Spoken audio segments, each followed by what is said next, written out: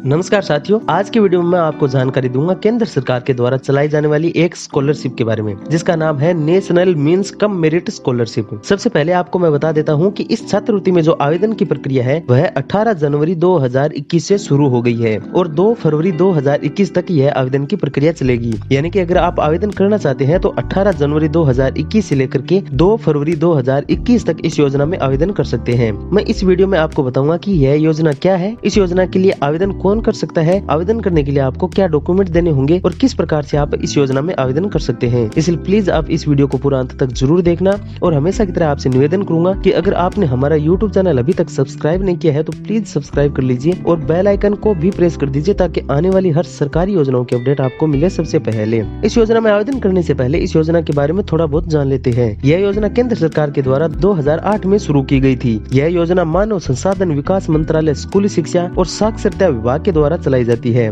National means cum merit scholarship गरीब और सरकारी विद्यालयों में अध्ययन करने वाले कक्षा 9 से 12 के विद्यार्थियों के लिए है। इस स्कॉलरशिप योजना के लिए पहले राज्य सरकारें परीक्षा का आयोजन करती है और प्राप्त परिणामों के आधार पर मेरिट बनाई जाती है। इस मेरिट सूची में जो विद्यार्थी आते हैं उन्हें यह छात्रवृत्ति दी जाती है। यह एक प्रकार की विद्यार्थियों को उच्च अध्ययन करने के लिए प्रेरित करने के लिए शुरू की गई है। इस योजना के तहत आर्थिक रूप से कमजोर उन मेधावी विद्यार्थियों को उच्च अध्ययन के लिए प्रेरित किया जाता है जिन्होंने कक्षा 8 के बाद पढ़ाई छोड़ दी है।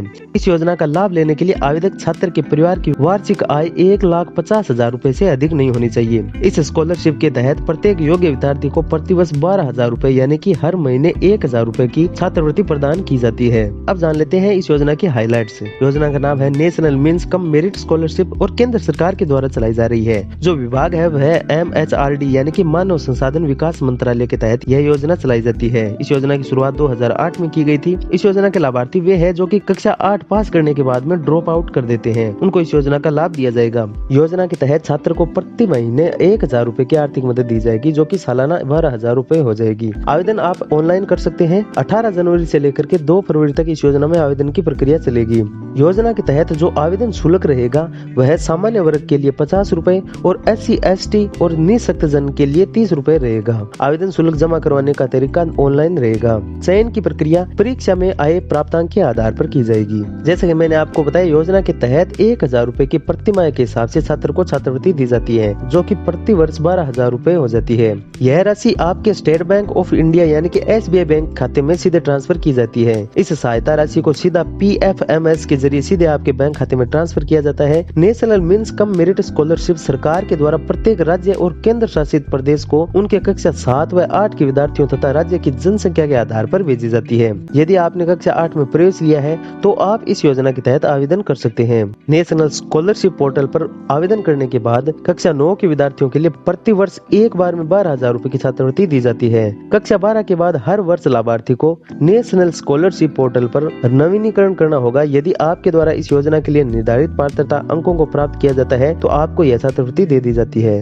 अब बात करते हैं इस छात्रवृत्ति योजना में आवेदन करने के लिए आप में क्या क्या पात्रता होनी चाहिए। आवेदक भारत का मूल निवासी होना चाहिए। आवेदनकर्ता मेधावी और जरूरतमंद होना चाहिए। National means cum merit scholarship के लिए पात्रता परीक्षा उत्तीर्ण होनी चाहिए। यदि आप इस छात्रवृत्ति योजना का लाभ लेना चाहते हैं और इसमें आवेदन करना चाहते हैं तो इसके लिए आपको पात्रता परीक्षा उत्तीर्ण करनी अनिवार्य है। पात्रता को कुछ इस प्रकार से निर्धारित किया गया है। विद्यार्थी कक्षा 7 में कम से कम 55% अंकों से पास होना चाहिए या फिर इसके समकक्ष ग्रेड होनी चाहिए। कक्षा 8 में विद्यार्थी नियमित रूप से अध्ययन होना चाहिए। लाभार्थी विद्यार्थी की सरकारी स्थानीय निकाय या सरकार के द्वारा सहायता प्राप्त विद्यालय में अध्ययन होना चाहिए। उच्च अध्ययन के लिए इस छात्रवृत्ति को जारी रखने के लिए लाभार्थी को कक्षा 10 में कम से कम 60% अंक लाने अनिवार्य है। इसके बाद कक्षा 12 में इस छात्रवृत्ति को जारी रखने के लिए कम से कम 55% अंक लाने अनिवार्य है। इसके साथ कक्षा 11 स्पष्ट रूप से उत्तीर्ण होनी अनिवार्य है। SC ST वर्ग के लिए इसमें 5% तक की अंकों की छूट दी जाती है। अभिभावक या माता पिता की वार्षिक आय 1,50,000 रूपए से अधिक नहीं होनी चाहिए। जवाहर नवोदय विद्यालय, केंद्रीय विद्यालय, सैनिक विद्यालय, बोर्डिंग विद्यालय, लॉजिंग विद्यालय और निजी विद्यालय के विद्यार्थी इस योजना के लिए आवेदन नहीं कर सकते हैं। अब बात करते हैं इस योजना में आवेदन करने के लिए आपको क्या क्या दस्तावेज देने होते हैं। जो भी डॉक्यूमेंट्स आपको देने होंगे वे आपको अपने संस्था प्रधान से सत्यापित करवाने होंगे। इसके बाद आवेदन फॉर्म के साथ इन डॉक्यूमेंट्स को अटैच करना है। आवेदन करते समय आपको आवेदन फॉर्म और डॉक्यूमेंट्स में दी गई जानकारी का मिलान करना है। जो मुख्य रूप से डॉक्यूमेंट्स है वे है आधार कार्ड, बैंक खाता पासबुक, जाति प्रमाण पत्र, कक्षा 7 अंक तालिका की प्रति, आय प्रमाण पत्र, मूल निवास प्रमाण पत्र, विकलांगता प्रमाण पत्र यदि आप विकलांग है तो। अब बात करते हैं इसमें आवेदन की जो लास्ट डेट है वह क्या है। आवेदन की प्रक्रिया इस योजना में 18 जनवरी 2021 से शुरू हो गई है और जो कि 2 फरवरी 2021 तक रात्रि 12 बजे तक चलेगी। यानी कि अगर आप आवेदन कर रहे हैं तो आपको 18 जनवरी से लेकर के 2 फरवरी 2021 के बीच में आवेदन करना होगा। अब बात करते हैं कि आप ऑनलाइन आवेदन किस प्रकार से कर सकते हैं। ऑनलाइन आवेदन करने के लिए आपको मुख्य 2 स्टेप अपनाने होंगे। पहला जो स्टेप है वह यह है कि इस छात्रवृत्ति परीक्षा 2021 के लिए आवेदन करने के लिए आपको अपने अध्ययनरत विद्यालय के संस्था प्रधान को बताना होगा। आपका संस्था प्रधान शाला दर्पण के माध्यम से ऑनलाइन आवेदन करेंगे। इस छात्रवृत्ति के लिए ऑनलाइन आवेदन करने के बाद में आवेदन को PEEO और CRC विद्यालय को फॉरवर्ड किया जाएगा। इसके बाद PEEO और CRC विद्यालय द्वारा परीक्षा शुल्क विद्यालयवार UPI ऐप और नेट बैंकिंग या फिर डेबिट कार्ड या फिर क्रेडिट कार्ड या फिर बैंक चालान के द्वारा जमा किया जाएगा। आवेदन शुल्क जमा करवाने के बाद फाइनल सबमिट होगा। इसके बाद आवेदन की हार्ड कॉपी निकालनी होगी। अब इस छात्रवृत्ति योजना के साथ आपको सभी दस्तावेज अटैच करने हैं और PEEO के पास आवेदन को सुरक्षित रखना है।